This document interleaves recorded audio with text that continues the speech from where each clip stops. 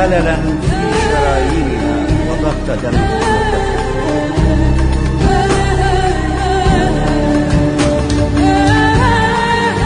نام أنكيد ولم ينهض، جناحي نام ملتفا بحفنة ريشه الطيني.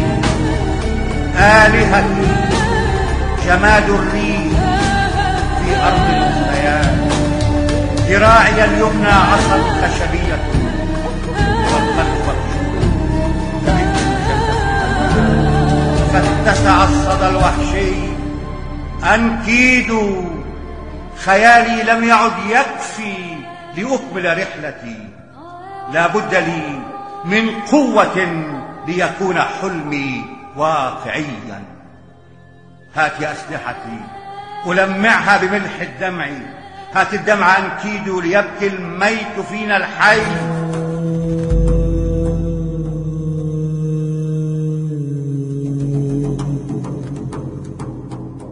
ربما اتسعت بلاد لي كما أنا واحدا من أهل هذا البحر.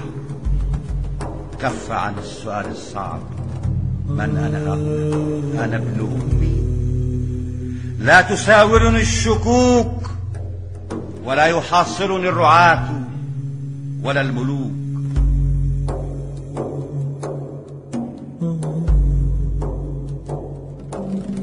لكني نزلت عن الصليب لأنني أخشى العلو ولا أبشر بالقيامة.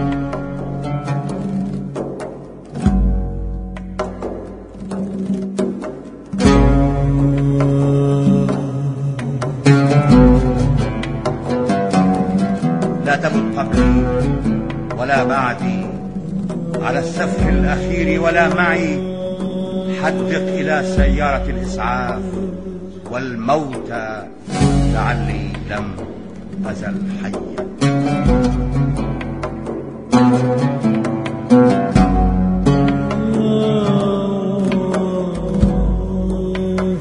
ديني لأعرف في أي أرض أموت وفي أي أرض سأبعث حيا. بديني لأعرف في أي أرض أموت وفي أي أرض سأبعث حيا. سلام عليك وأنت تعدين نار الصباح. سلام عليك، سلام عليك. أما آن لي أن أقدم بعض الهدايا إليك؟ أما آن لي أن أعود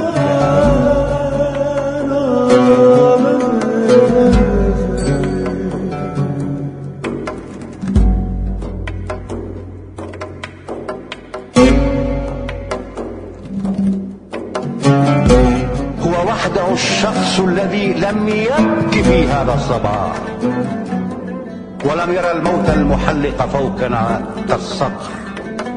فالأحياء هم أبناء عم الموت، والموتى نيام هادئون وهادئون.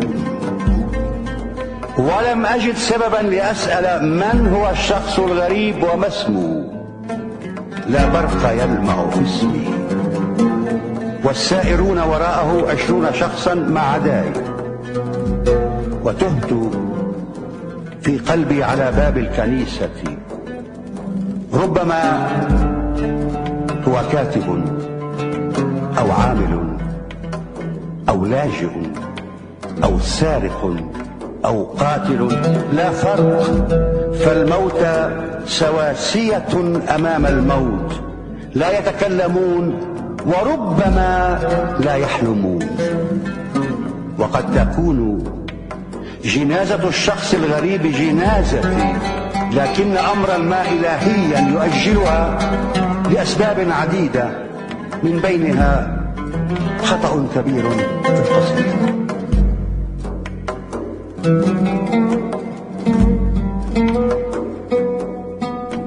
هذا البحر لي، هذا الهواء الرطب لي، هذا الرصيف وما عليه من خطاي وسائل المنوي لي، ومحطة الباص القديمة لي، ولي الشبح وصاحبه، وآنية النحاس، وآية الكرسي، والمفتاح، والباب، والحراس، والأجراس لي حذوة الفرس التي طارت عن الأسوار لي ما كان لي، وقصصة الورق التي انتزعت من الإنجيل لي، والملح من أثر الدموع على جدار البيت لي.